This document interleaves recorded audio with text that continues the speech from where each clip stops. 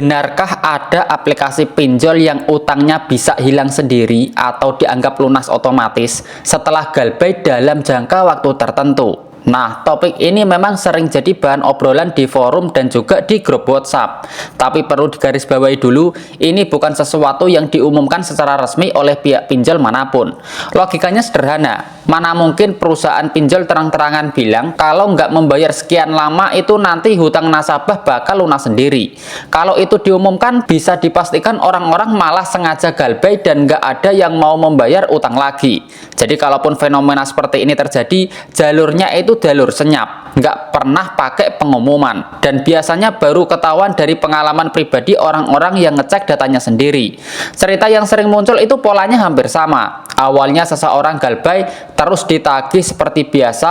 Nah, beberapa bulan bahkan sampai setahun lebih penagihan pelan-pelan jadi berhenti. Nggak ada telepon, nggak ada WhatsApp, nggak ada apa-apa. Nah, setelah 2 tahun atau lebih, orang ini iseng ngecek data kredit. Ternyata itu bersih gitu. Di slip OJK ternyata bersih.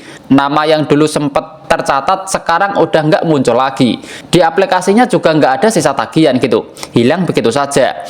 Nah, beberapa aplikasi yang disebut-sebut dapat pelunasan otomatis setelah gagal bayar antara lain adalah aplikasi Aku Laku, aplikasi Kredivo, aplikasi Kredit Pintar, aplikasi Ada Kami, sampai aplikasi Shopee dan juga aplikasi Home Credit. Tapi perlu dicatat juga, ini bukan daftar resmi, bukan jaminan, dan bukan berarti semua pengguna akan mengalami hal yang sama. Ini murni berdasarkan cerita lapangan dari sebagian orang, bukan kebijakan yang bisa ditagih atau diminta gitu. Mungkin teman-teman bertanya-tanya dalam hati, kok bisa begitu Mas? Nah, jawabannya jujur aja, nggak ada yang benar-benar tahu mekanismenya secara pasti.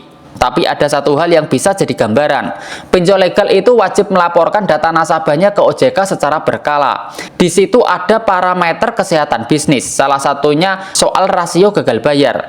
Jumlah nasabah yang galbay di atas 90 hari itu nggak boleh melewati batas tertentu. Kalau terlalu banyak, itu bisa berpengaruh ke izin operasional pinjol sendiri gitu. Nah, dari situ muncul dugaan untuk menjaga rasio tetap aman, sebagian akun yang dianggap benar-benar tidak tertagih akhirnya dihapus atau ditutup secara internal. Biasanya yang masuk kategori ini adalah nasabah yang kondisinya memang berat, yaitu nasabah yang kena PHK, nasabah yang tidak punya penghasilan, nasabah yang sakit berkepanjangan, atau bahkan sudah lama tidak bisa dihubungi sama sekali.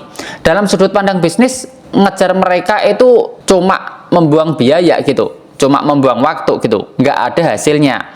Tapi sekali lagi, ini bukan pola pasti. Ada juga kasus orang yang sebenarnya masih bisa dihubungi, tapi tiba-tiba penagihan berhenti total dan datanya jadi bersih.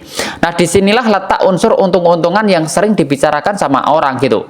Ada yang kena, tapi ada juga yang enggak. Ada yang cepat, ada yang bertahun-tahun, bahkan ada yang tidak pernah sama sekali. Makanya penting buat meluruskan mindset. Fenomena ini bukan fasilitas, bukan hak, dan juga bukan sesuatu yang bisa direncanakan. Jangan sampai ada yang sengaja gagal bayar dengan harapan nanti juga diputihkan gitu. Jangan sampai. Itu langkah yang sangat beresiko karena bisa saja kamu justru terus ditagih tanpa henti. Kamu terus kena denda, kena tekanan mental, dan datanya tetap tercatat lama di OJK. Pendekatan yang paling sehat adalah dengan fokus memperbaiki hidup dulu. Kerja lagi, cari penghasilan dulu, beresin satu persatu yang masih bisa dibereskan. Kalau memang lagi benar-benar nggak mampu, ya hadapi dengan tenang dan juga realistis. Intinya cerita soal lunas otomatis ini memang ada, tapi jangan dijadikan pegangan hidup. Anggap saja itu cerita sampingan yang bisa terjadi, tapi itu bukan tujuan utamamu. Yang paling penting sekarang adalah tetap bagaimana kita bangkit. Gimana kita belajar dari pengalaman dan kedepannya lebih bijak sebelum mengambil keputusan finansial.